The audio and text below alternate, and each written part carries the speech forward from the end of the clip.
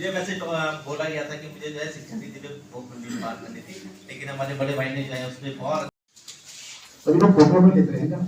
अच्छा लगेगा सभी को। एक ऐतिहासिक काम हम लोग कर रहे हैं यहाँ पे, और बाकी सब ऐतिहासिक काम यहाँ पे कर रहे हैं ब्लॉक संगठन का, जिसने पुराने लोग अभी लोगों से हमारी बात हो रही थी। आपके आइए नए तो यहाँ पे जैसे आगे आना चाहिए नए लड़कों को।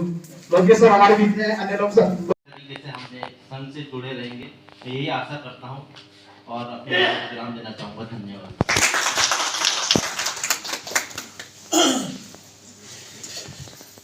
धन्यवाद सर, बहुत बहुत धन्यवाद जो आपने अपने विचार हम सभी के सामने रखे। तत्पश्चात मैं यहाँ पर दो विचार रखने के लिए श्रीमान नरेंद्र भारती जी जीआईसी डॉन अपने नए शिक्षा नीति पर हमें जरा प्रकाश डालें। नरेंद्र भारती जी। धन्यवाद सर। यहाँ पे हेलो सर्वप्रथम मैं बंटा सिंह को नमन करता हूँ तथा आए हुए सभी महान भावों का हार्दिक अभिनंदन है। इस सभा यहाँ पे जो संघ बन रहा है उसमें आप सभी का यहाँ पे हार्दिक अभिनंदन है, और जो हम यहाँ पे संगठन बना रहे हैं उसमें हमारी एकता होनी चाहिए, और इसी एकता को आगे नजर रखते हुए हमारे जितने भी कार्य हैं उसमें हम प्रकाश डाल सकते हैं। जो हमें अगर गवर्नमेंट भी है, चाहे वो शासन है, प्रशासन है, अगर हमारी कमियां यहाँ पे मिल रही है, अगर हमारी जो कमियों को यहाँ पे छुप रही है, हम इस संघ के आधार पे हम उसको उजागर कर सकते हैं। आप लोगों से यही निवेदन है कि संघ से अधिक मिले तथा अपनी जितनी भी यहाँ पे प्रतिभा है उसको यहाँ पे दिखाएं। और यहाँ पे जोड़ के मैं एक छोटी सी बात कर रहा हूँ, अगर यहाँ पे शैक्षिक की बात करूँ तो अगर यहाँ पे मैकाली की शिक्षा नीति से बात करूं तो उन्होंने भी निश्चितता का सिद्धांत दिया था। उसमें हम लोगों के लिए वो शिक्षा नीति नहीं थी, वो सिर्फ उच्च वर्ण के लिए थी। वहीं से लगाओ, अगर यहाँ से आज की डेट पे, इससे पहले 10+2+3 जो एजुकेशन पॉलिसी थी, आज यहाँ पे 3+3+4+, यहाँ पे जो पॉलिसियां चल रही है, क्या हम लोगों तक ये लाभान्वित हो रहा है? हमें पहले यहाँ पे एक छोटी सी बात कर रहा हूँ, छात्रवृत्ति योजना मिलती थी। आज की डेट पे अगर आप लोगों को संख्या में ये डाल रहा हूँ मैं कि उसमें अगर एक ओटीपी भी आती है, मैं उसमें काम भी करता हूँ, तो मात्र 10 सेकंड के लिए रहती है ऊपर, उसको हम फिल नहीं कर पाते। और उसमें यहाँ से लिंक होनी चाहिए, उस आधार पे ही उसका फॉर्म आगे फॉरवर्ड हो रहा है। आगे में जो हमारी जो समस्याएं आ रही है, यहाँ पे जो हमारे जो वैकेंसी की बात करूं, हमें थोड़ा थोड़ा करके काट रहे हैं साथ में। कैसे करके? अगर आज की डेट पे बात करूं तो यहाँ पे जो गेस्ट टीचर निकाल रखे हैं, क्या उस पे हमारे लिए आरक्षण था? नहीं था। आज सभी अध्यापक एवं हमारे जिला के उपस्थित सभी अध्यापकों एवं कार्यकारिणी के सभी उपस्थित को सभागार में बहुत बहुत हार्दिक बधाई है। और इसी प्रकार से जो कि उन्हें गोष्ठी के संबंध में, जो कि नई शिक्षा नीति के क्रम में, जो कि शिक्षा नीति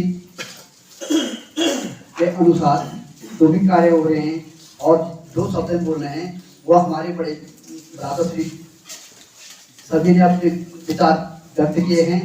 और हम ये चाहते हैं कि इसी प्रकार से भले हमारे साथ में आज कम उपस्थित दिखाई दे रही है, लेकिन इसके बाद में हमें उपस्थिति धीरे धीरे आज नहीं, कल और इससे आगे की उसमें हमें बहुत उपस्थित हो जाएंगे, सभी को उपस्थित होंगे। धन्यवाद। समाप्त करता हूँ। सभी के सामने समक्ष रखे। तत्पश्चात में श्रीमान कुंदन लाल जी को नई शिक्षा नीति पर दो विचार रखने की आमंत्रित करता हूँ। श्रीमान कुंदन लाल जी। यहाँ पे पहुंचे हैं संपूर्ण और साथियों बयान आके तो और भी अच्छा होगा। साथियों ने सभी बोल दिया है, हमने क्या बोलना है हमें तो मैं अपनी व्यथा क्या बताऊं, बाकी तो सभी चीज ठीक ही है, अपने व्यथा तो मैं बताऊंगा ही। इस समय जरा कार्यक्रम आगे चल रहा है, आगे किस बातें हमारे बोल रहेंगे। धन्यवाद। 5 पांव जमाए रखिए, हाथ खाली ही सही पर ऊपर उठाए रखिए। कौन कहता है कि छलनी में पानी रुक नहीं सकता, बर्फ बनने तक हौसला बनाए रखिए। तत्पश्चात श्री जगदीश राठी जी, साथ में आए हुए जिला मंत्री श्री संजीव कुमार जी, जिला के उपाध्यक्ष हमारे हरीश राठी जी, समस्त मंचासीन अधिकारी बंधु, हमारे बीच में उपस्थित समस्त अध्यापक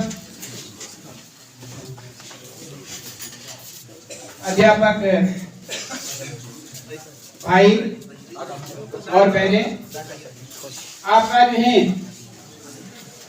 स्वागत और अभिनंदन करता हूं। मैं सुरेश चंद्र राही, सहायक अध्यापक, राजकीय प्राथमिक विद्यालय भरतपुर, और वर्तमान में जो है राजकीय प्राथमिक शिक्षक संघ थलीसैंण से जो है कोषाध्यक्ष पद पे चयनित हुआ हूं। आज मेरा भी इस सभागार में आने का दूसरा मौका मिला और बहुत खुशी होती है कि जैसे हमारा जो है परसों 26 तारीख को यहाँ पे राजकीय प्राथमिक शिक्षक संघ का चुनाव हुआ और हमारे अध्यापक बंधु की संख्या इतनी ज्यादा थी कि जो है कुछ लोगों को खड़ा होना पड़ा, लेकिन वह संख्या आज भी गिनी चाहिए थी। लगभग 45-46 हमारे जो है प्राथमिक शिक्षक हैं, लेकिन अभी तक मैंने जो थोड़ा गणना की तो 35-36 लोग ही हम यहाँ पे उपस्थित हो पाए। उसमें भी प्राथमिक भी है, माध्यमिक भी है और जूनियर भी है। विद्यालय मैं अन्य शिक्षा अधिकारी के प्रतिनिधि के रूप में आपके द्वारा इसके लिए मैं आपका बहुत बहुत धन्यवाद देते हुए एक नई शिक्षा नीति 2020 के उद्देश्यों की पूर्ति के लिए जो आपके द्वारा यहाँ पर शैक्षिक संगोष्ठी का आयोजन किया जा रहा है, बहुत ही सराहनीय प्रयास है। इससे जरूर हमारे छात्र छात्राएं लाभान्वित होंगे, ऐसा मैं आशा करता हूँ। इस पर जो भी चर्चा होगी वो छात्र हित में होगी, उत्तराखंड के हित में होगी और राष्ट्र के हित में होगी। धन्यवाद। आपने जो मुझे यहाँ पे सम्मान दिया है उसके लिए मैं बहुत बहुत आभारी हूँ आपका। विशेष शब्दों के साथ धन्यवाद। घट रही है उसके लिए जो शिक्षक को जिम्मेदार ठहरा रहे हैं, तो ये मुझे लग रहा है कि कहीं ना कहीं लोगों की शिक्षकों के प्रति तुच्छ मानसिकता का द्योतक है, क्योंकि जो छात्र संख्या घट रही है साथियों कहीं ना कहीं उसके पीछे सरकार की जो नीतियां बननी चाहिए। पहाड़ों के लिए विशेष रूप से कहना चाहूंगा, क्योंकि हम पहाड़ों में दूर दराज के क्षेत्रों में रहते हैं, तो पहाड़ों में जो नीतियां बननी चाहिए वो पॉलिसी सरकार आज तक बना नहीं पाई। सन 2000 के बाद आज 2024 में किया है अपनी सरकार। उत्तराखंड की मांग हुई थी जोर शोर से, हमने भी उत्तराखंड की मांग करी थी। हमारे पदाधिकारी यहाँ पे है, मुझे लग रहा हम उस समय पढ़ाई करते थे, लेकिन तब भी हमने स्कूल बंद, कॉलेज बंद करके उत्तराखंड बनाने की मांग करी थी। इसलिए करी थी कि हमारे समाज के लिए, हमारे क्षेत्र के लिए, हमारे पहाड़ी जनजीवन के लिए एक शिक्षा, स्वास्थ्य जैसी मूलभूत जो सुविधाएं हमारी है यहाँ पे हमें आसानी से मिल सके। लेकिन हो क्या रहा है, सरकार इन 24 सालों में भी आई गई, टूटल मैं आता हूँ वाली किस्सों पे बात हो रही है और कोई ठोस पॉलिसी, कोई अच्छे से छोटे मोटे उद्योग धंधे यहाँ पे लगा देती। आज बात करते हैं गेस्ट फैकल्टी या हमारी शिक्षा मित्र योजना शुरू करती सरकार ने, तो कितने उस समय हमारे लोग या हमारे यहाँ के स्थानीय जो युवा है बेरोजगार, उन्होंने यहाँ पे सेवा दी, यहाँ पे आसानी से नौकरी पे लगे, तो कहीं ना कहीं हम लोग का पलायन यहाँ पे रुका है। जो पलायन जो कारण मुख्य रूप से ऐसे रोजगार है, जो छात्र संख्या जो घट रही है, शिक्षक को दोषी जिम्मेदार बोल देते हैं, दोषी ठहरा देते हैं सीधे सीधे कि नहीं जी आज सिर्फ दोषी आप ही हो, आपके यहाँ शिक्षा गिर रही है, आप पढ़ा नहीं पा रहे हो।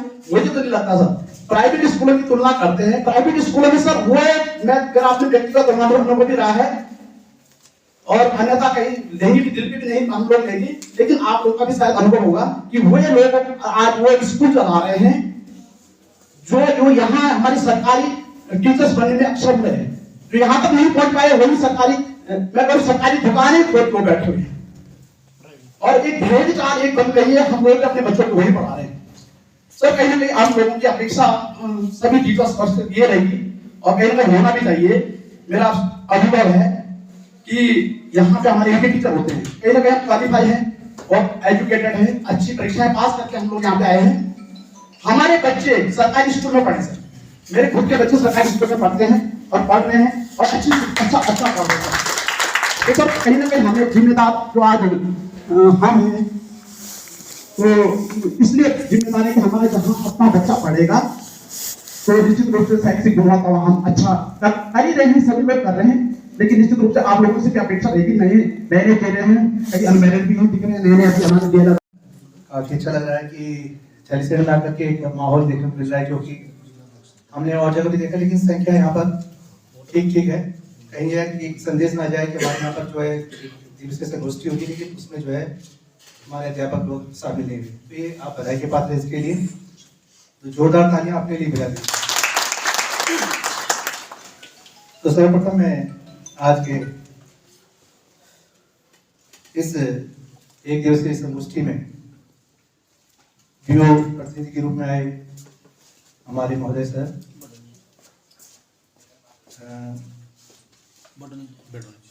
बडोनी जी और हमारे अध्यक्ष महोदय श्री राठी जी और समस्त आप सभी शिक्षक शिक्षिकाओं का यहाँ पर जोरदार मैं स्वागत करता हूँ और धन्यवाद देता हूँ कि सभी शिक्षक दूर के क्षेत्रों से यहाँ पर उपस्थित हुए हैं।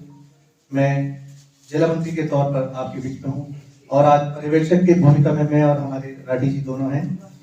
और इसके बाद जो अभी द्वितीय सत्र चलेगा, वो अधिवेशन का जो हमारा चुनाव होना है, उसमें जो भी प्रतिनिधि चुन कर का है, वो कम से कम ये एक मैसेज जाना चाहिए कि हमारे जो अनुसूचित जाति जनजाति शिक्षक एसोसिएशन जो संगठन बना है, इसमें सभी शासकीय और अशासकीय सभी विद्यालयों से यहाँ पर जो है प्रतिनिधि चुन करके आने चाहिए, जो कि एक अपने आप में ये ना हो कि एक ही वर्ग या किसी भी एक ही प्राइमरी स्तर से या माध्यमिक स्तर से ही जो है सारे सदस्य चुन लिए गए। तो ये इस बात का जरूर ध्यान रखिएगा आप। और दूसरी बात, जैसे कि हमारे शिक्षा नीति के तहत कार्यक्रम ये जो पहला सत्र चल रहा है, इस सत्र में सभी लोगों ने हमारे जैसे सबसे पहले मैं साहब जी का धन्यवाद करूँगा, ब्रह्म संजय जी, आपने पूरी बात को यहाँ पर बड़े अच्छे तरीके से यहाँ पर रखा है, पूरी शिक्षा नीति को खोल करके रखा है कि जो 2020 में जो शिक्षा नीति आई है और इससे पहले जो परिवर्तन 1986 शिक्षा नीति जो उसके बाद ही परिवर्तन आया है काफी सालों बाद। और जैसे कि पहले 10+2 था, अब 5+3+3+4 का ये जो प्रारूप में वो आगे बढ़ेगा और इसके तहत हमारे काफी जो इसमें जैसे बताया 6 से लेकर के जो आगे एक वोकेशनल कोर्सेज भी इसमें शामिल किए जाए। तो ये अपने आप एक अच्छी शुरुआत है, क्योंकि बच्चा जिस फील्ड में जाना चाहता है उसको उसी क्षेत्र में जो है हम शिक्षा आगे बढ़ाएं तो ज्यादा अच्छा रहेगा। जो निकाल करके आगे बढ़ेंगे तभी हमारे अंदर एक अच्छी सोच का जो है विकास होगा और हम अच्छे आगे बढ़ पाएंगे। दूसरी बात है, हमारे जो बच्चे हैं, जैसे कि खासकर SC/ST में जो बच्चे हमारे बीच में हैं, जो कि कई कारणों से जो है विद्यालय नहीं आ पा रहे हैं, प्रभारी बताना चाह रहे वर्तमान में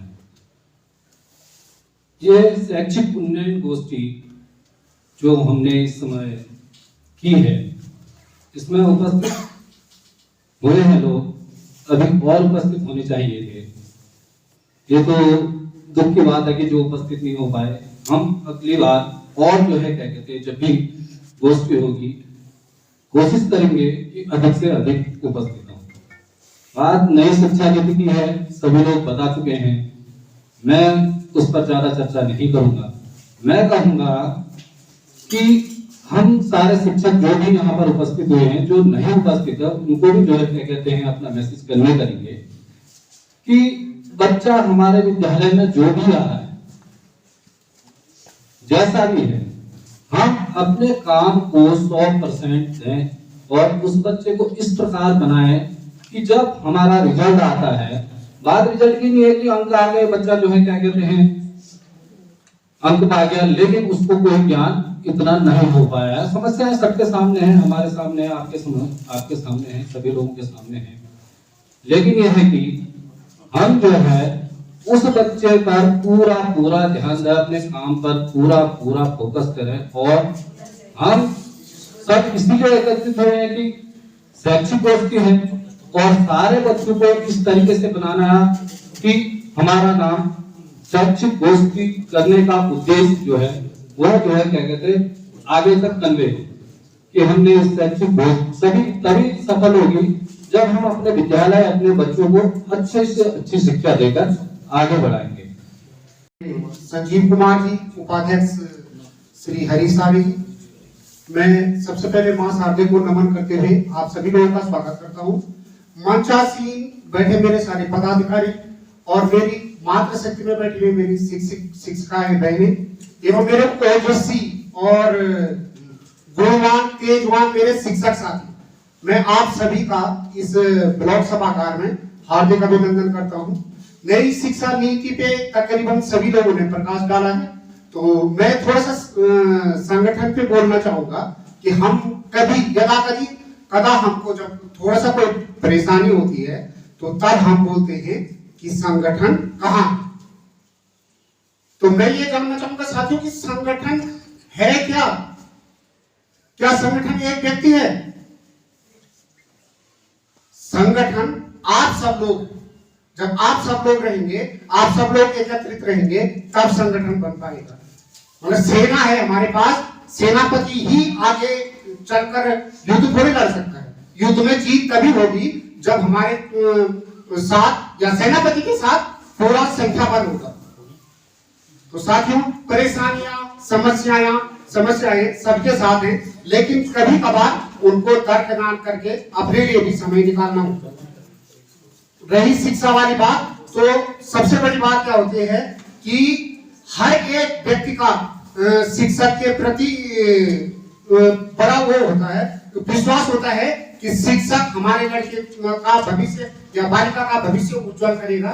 तो मैं ये चाहूंगा कि जितना हमसे प्रयास हो सकता है हमको उस पर कमी नहीं करनी चाहिए। आज ब्लॉक सभागार में उपस्थित सभी साथियों का हार्दिक अभिनंदन करता हूं। बहुत बहुत धन्यवाद कि आप लोग यहाँ पर उपस्थित हुए। बाबा साहब ने कहा है कि मेरा कारवा, कोशिश ये करना है कि मेरा कारवा आगे बढ़ाओ, और यदि आगे नहीं बढ़ा पाए तो उसको पीछे भी नहीं जाने देना। एक छोटा सा प्रयास हम लोग भी कर रहे हैं कि आगे अगर नहीं भी लेंगे तो पीछे नहीं जाने देना है। और बहुत बहुत धन्यवाद कि आप लोग हमारे साथ खड़े हैं कि पीछे नहीं जाएगा। तो मैं आप सबका दिल से धन्यवाद करता हूँ। शिक्षा व्यवस्था पर साथियों हम लोग सभी ने अपने विचार रखते हैं, नई शिक्षा नीति पर भी सभी ने अपने विचार रखे हैं। अभी साथियों, जो शिक्षक है उसकी जिम्मेदारी बहुत बड़ी है। समाज में परेशानियां चलती ही रहेंगी, समाज में परेशानियों ने कम नहीं होना है, और ये जो परेशानियां कम होंगी इन्होंने भी शिक्षा से ही होना है। तो शिक्षा ही है जिसे हमें आगे बढ़ाना भी है और हमें ही शिक्षा के क्षेत्र में बेहतर कार्य करना है। बहुत सारी प्रॉब्लम आएंगी, मैं मान रहा हूँ इस चीज को कि सारी समस्या आएंगी, और जो जातिगत भेदभाव है उससे चलते रहना है। मुझे सब काफी समय लगेगा इसको दूर होने। तो जब लेकिन क्या है कि हमारा जो कर्तव्य है, शिक्षक का जो कर्तव्य है वो है कि हमने बच्चे का सर्वांगीण विकास करना है। संपूर्ण विकास जो आप बच्चे का करना है, ये हमने ध्यान रखिए अपनी बात। और जितने भी कष्ट हमें सहना पड़े, हम लोग कष्ट सहने वालों में से ही हैं। आप लोगों ने देखा होगा कि बाबा साहब ने कितने कष्ट है हम लोगों को यहाँ पे पहुंचाने के लिए। अंत में उनकी जीत हुई, उन्होंने हमको यहाँ पे पहुंचाया। तो कष्ट सहने वाले, मेहनत करने वाले लोगों को जल्दी से घबराना नहीं है। मेरा आप लोगों से विशेष अनुरोध है कि घबराना नहीं है। मेहनत करने से सभी के पूर्वज मेहनती रहे हैं, किसान हमारे ही पूर्वज रहे हैं, खेती हमने की, मकान हमने बनाए, औजार हमने बनाए, सब कुछ तो हम ही ने बनाया हुआ था। तो जब हमने इतनी मेहनत की हुई है तो निश्चित है कि हम लोग मेहनती हैं और संघर्ष भी हम लोगों को करना ही पड़ेगा। दूसरा मैं कह रहा था साथियों कि जो भी समस्याएं आप लोगों ने बोली हैं उस पे आज शाम को ही बीओ साहब आ जाएंगे तो वार्ता होगी। जो भी नई कार्यकारिणी बनेगी मैं उसका वहां पे इंट्रोडक्शन भी करवाऊंगा बीओ साहब से और समस्या रखी जाएगी। जो भी ये समस्याएं हैं इनका हल होगा। विशिष्ट अवकाश ऐसा नहीं होता है, 9 के बाद नहीं मिलेगा ऐसा नहीं है, मतलब 9 जमा हो गए उसके बाद ऐसा तो जियो है नहीं, मेरे संज्ञान में भी कोई जियो नहीं है। यदि ऐसी नौबत आती है तो मुख्य शिक्षा अधिकारी जी से डायरेक्ट ही इसका जियो मांगा जाएगा, ये मेरा वादा आपसे, इसमें घबराने की जरूरत नहीं। अगर ऐसा कोई होगा तो हम डिस्ट्रिक्ट में अभी 7 तारीख को मेरा यह अधिवेशन का सब ये कार्यक्रम खत्म हो रहा है, 15 ब्लॉक में हम अधिवेशन करा देंगे और शायद उसके बाद 9 तारीख को या 10 तारीख को मैं सीओ साहब से मिलने जाऊंगा तो मैं इस बात पर बोलूंगा कि सर इसका जियो आप निकालिए और शायद उस दिन इसका समाधान हो जाएगा। दूसरा जो भाई साहब है उनका ये एनपीएस वाला मुद्दा है, भाई साहब इसमें देखूंगा मैं भी शाम को। आप मुझे मिलना, जरा एक एप्लीकेशन लिख के भी देंगे आप और आप मुझे मिलना कि आपने ये कहाँ से करवाया है ना, ये भी बताना। ब्लॉक ऑफिस वालों ने कहा हाँ, तो मैं शाम को बात करेंगे। आप के सामने ट्रेजरी ऑफिसर है हमारे अशोक कुमार जी, ट्रेजरी ऑफिसर, तो उनसे इस मुद्दे पे जरा जानकारी दूंगा मैं। आप मुझे शाम को मिलना जरूर, मैं शाम को ही करूंगा। तो साथियों संगठन के बारे में सबने बता दिया लगभग आप लोगों को। संगठन बहुत बेहतर काम कर रहा है, ये आप लोग भी जानते हैं और जरूरत भी है कि हम अपने संगठन, हम लोग संगठित हों, एकत्रित हों, ये आज जरूरत आनी पड़ी। तो क्यों आ रही ऐसी जरूरत है?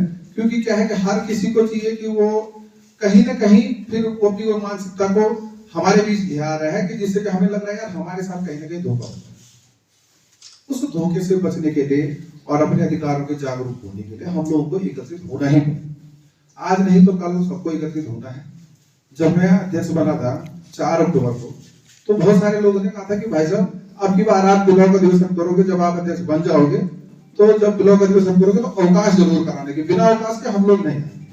अब 15 ब्लॉक में अवकाश करा दिया, संख्या तो उतनी है, इतने ही तो नहीं आते थे। मैं पहले भी ब्लॉक मंत्री रहा तो पहले भी इतने आते थे, बाद में भी उतने आए। इसका मतलब ये है कि डर जो है वो खत्म नहीं हुआ है और जो जागरूक है वो जागरूक ही है। पर हमको सबको नेगेटिव नहीं होना है हमने, और सब जागरूक साथियों को साथ लेकर 2 को और जागरूक करना है। आज हम जब आप लोग घर जाएं तो कम से कम 2 लोगों को जरूर फोन करें और ये जरूर कहें कि भाई हम लोगों को एकत्रित होना पड़ेगा और अपनी समस्याओं को लेकर एकत्रित हो रहे हैं। हम लोग ऐसा किसी के खिलाफ कोई षड्यंत्र तो बच नहीं रहे, न ही हमें किसी को चिंता दिखाना है, मुझे दिखाने का ऐसा कोई मकसद भी नहीं है। हमारा सिर्फ मकसद ये है कि जो समस्याएं अन्य संगठन हमारे नहीं उठा पा रहे, हम उन समस्याओं को लेकर अपनी उन समस्याओं को लेकर आगे, यही हमारी समस्या, बाकी तो हमारी कोई समस्या है भी नहीं ऐसी। तो इसीलिए अगर हमको एकत्रित होना पड़ रहा है तो आप लोग होइए और जितना भी सहयोग होगा संगठन आप लोगों को सहयोग करें।